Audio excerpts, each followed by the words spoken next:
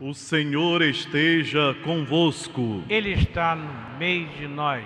Proclamação do Evangelho de Jesus Cristo, segundo Marcos. Glória a vós, Senhor.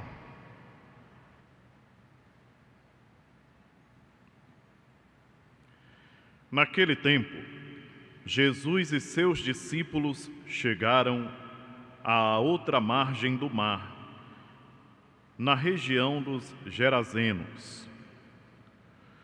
Logo que saiu da barca, um homem possuído por um espírito impuro, saindo de um cemitério, foi ao seu encontro. Esse homem morava no meio dos túmulos, e ninguém conseguia amarrá-lo, nem mesmo com correntes.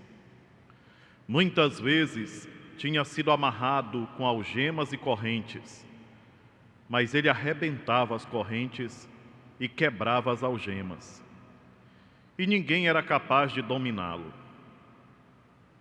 Dia e noite ele vagava entre os túmulos e pelos montes, gritando e ferindo-se com pedras.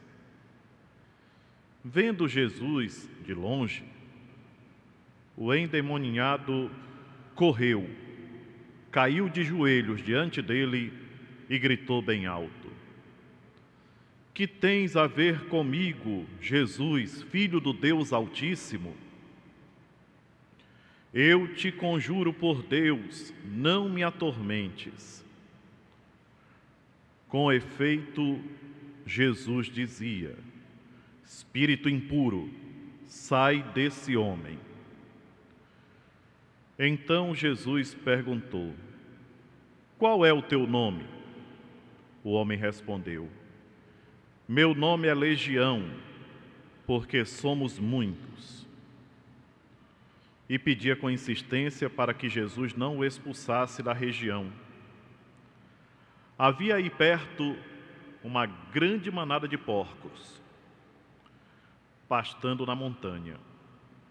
O espírito impuro suplicou então: Manda-nos para os porcos, para que entremos neles. Jesus permitiu.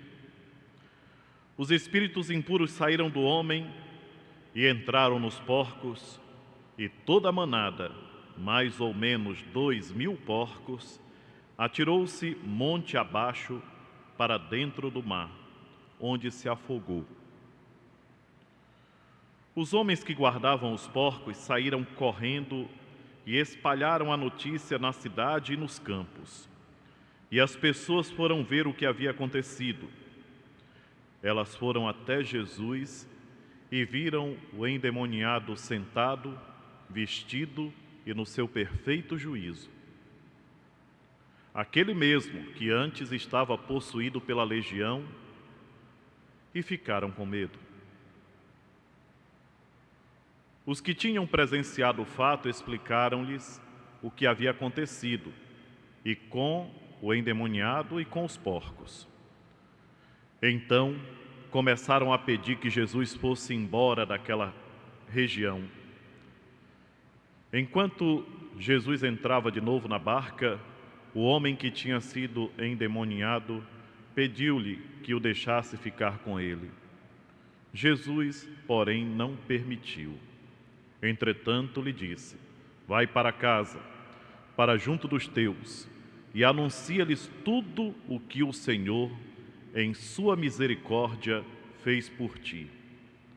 Então o homem foi embora e começou a pregar na Decápole tudo o que Jesus tinha feito por ele. E todos ficavam admirados. Palavra da salvação. Glória a vós, Senhor. Aleluia, aleluia, aleluia, aleluia, aleluia, aleluia, aleluia, aleluia, aleluia, aleluia, aleluia, aleluia, aleluia, aleluia, aleluia, aleluia. Queridos irmãos e irmãs, quanto vale a vida humana? nós podemos dar um preço para a vida? Qual o valor do ser humano? Nós vimos agora no Evangelho que vale mais do que 2.000 porcos. Podia ter 10.000. Podia ter 20, 30 mil porcos naquela situação. E nosso Senhor Jesus Cristo teria feito a mesma concessão ao inimigo para poder salvar uma vida humana. Aquele homem que vagava entre os túmulos, possuído por um espírito mau, tinha uma família. E vivia oprimido pelo poder do mal. Interessante que as pessoas que chegaram lá depois que souberam da notícia, ficaram com medo de Jesus. Podiam ter ficado com medo do inimigo. Tiveram medo do libertador, daquele que libertou o homem da opressão, que durante tanto tempo reduziu a vida daquele ser humano a uma situação dramática. Um homem que não tinha mais convívio social, mas vagava entre os túmulos, ferindo-se, amedrontando os outros, longe da sua casa, longe dos seus. Interessante. Hoje, quando eu parei de manhã para ler esse evangelho e meditar sobre ele, me tocou rapidamente esse aspecto, porque ele está presente em vários momentos do ensinamento de Jesus. A vida humana está acima de qualquer coisa.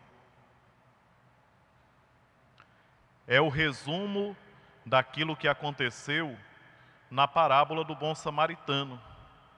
Quando aquele samaritano foi passando e viu aquele judeu que estava quase morto, interrompeu a sua viagem e acudiu aquele homem, colocando-o sobre o próprio animal, o cavalo, a mula, aquilo que fosse, levando até um lugar onde podia curá-lo, tratando as feridas daquele homem, derramando vinho e colocando óleo, e depois deixando aquele homem na hospedaria, dando uma quantia para o dono da hospedaria e dizendo: o que gastares a mais, no meu retorno eu te pago. Ele nem sabia quem era aquele homem que ele socorreu na estrada. Mas isso tudo, queridos irmãos e irmãs, é para ver se a nossa mente se abre um pouquinho para uma coisa que Deus tem tentado nos ensinar desde o princípio da história da humanidade. A vida humana em primeiro lugar. A vida do ser humano tem um valor imenso. E se nós pensarmos só no outro, nós estamos nos enganando, porque nós temos que olhar primeiramente para nós e pensarmos como é que nós estamos nos cuidando. A nossa saúde física e a nossa saúde espiritual também.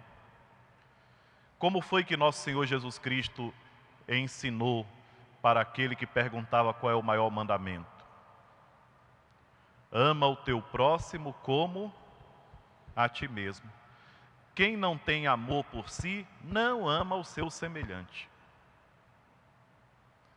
Quem não se dá valor, não valoriza o outro. Quem não cuida de si, não cuidará do seu próximo. Alguém diria, mas isso é egoísmo? Eu digo, não. Isso é inteligência. Nós temos que aprender a cuidar de nós para poder cuidar dos outros. Nós temos que ter amor por nós mesmos para amarmos os outros.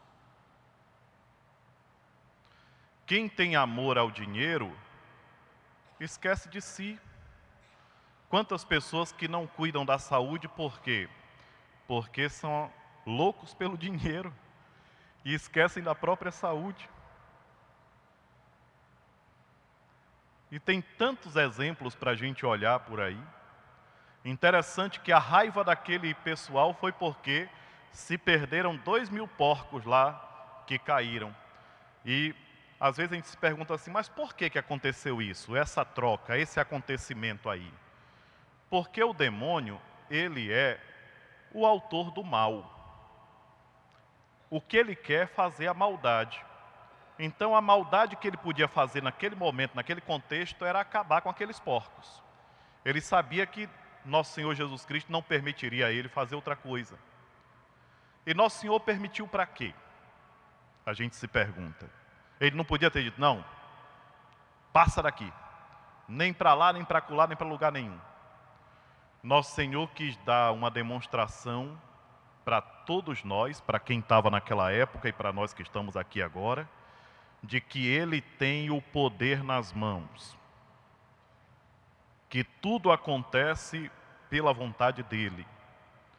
E que era necessário naquele momento colocar aquela população e nós que estamos hoje aqui, na condição de refletirmos entre o valor da vida humana e os bens materiais, aquilo que não tem o mesmo valor.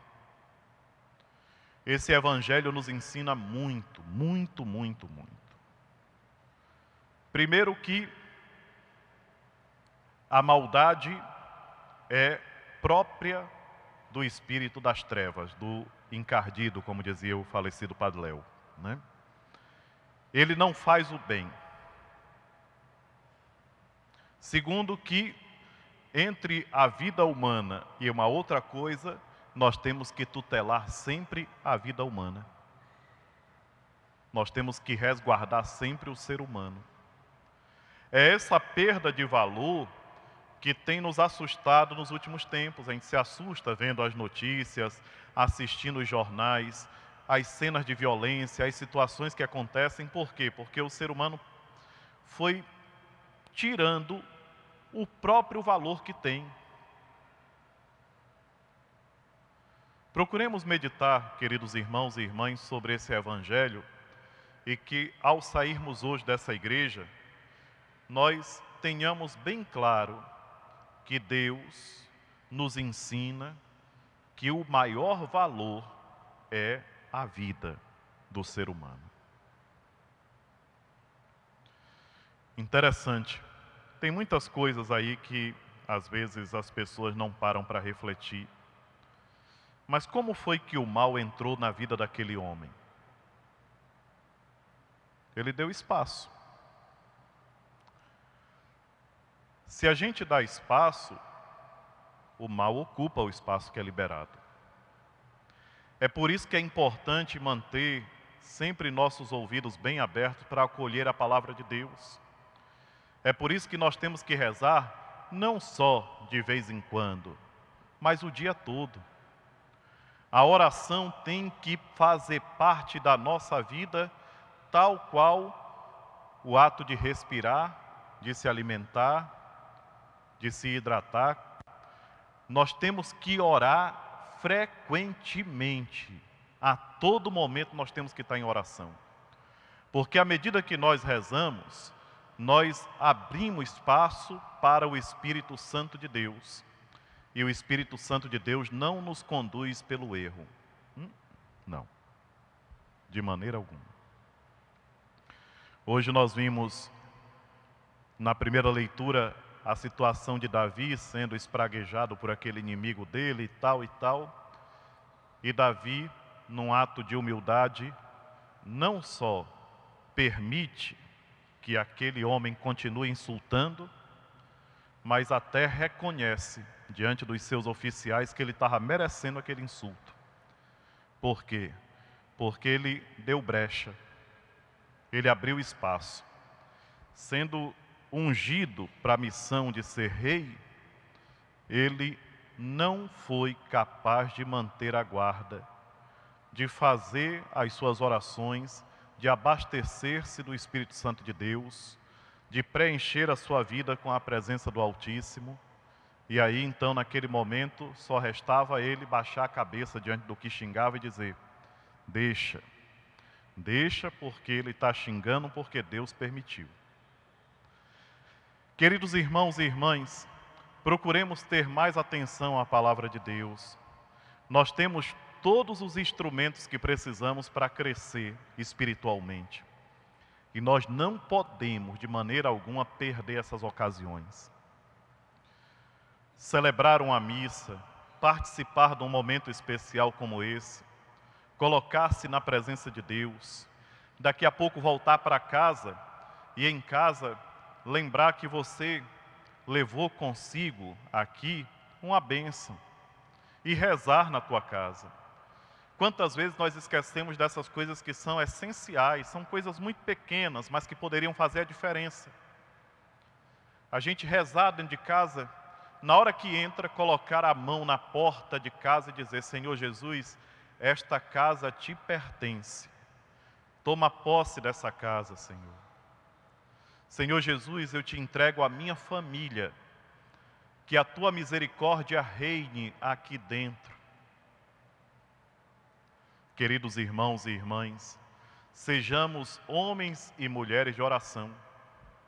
Olha o que disse o Papa João Paulo II no início desse milênio, na passagem. Ele disse que o católico do terceiro milênio ou será um místico ou não será católico. O que significa místico? É um alienado da realidade?